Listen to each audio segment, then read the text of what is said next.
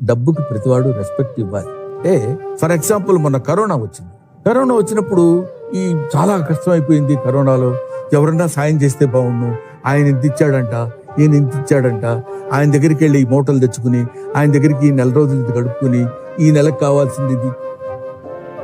ఏ కష్టకాలం మనకు వచ్చినా, ఏ ఇబ్బంది మనకు వచ్చినా, ఏ బాధ మనకు వచ్చినా ఎవడో ఇస్తాడని అక్కడ ఆయన వచ్చి ఇస్తారేమో అని దేవునికి రెండు చేతులు పెట్టుకుని నిలబడి అడుక్కోవాల్సిన అవసరం ఏ మానవుడికి రాదు.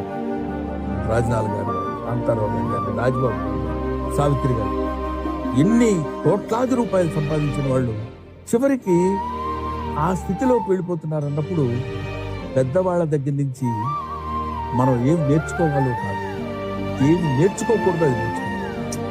అందుకే రెస్పెక్ట్, గివ్ రెస్పెక్ట్. ధనాన్ని నువ్వు ప్రేమిస్తే ధనాన్ని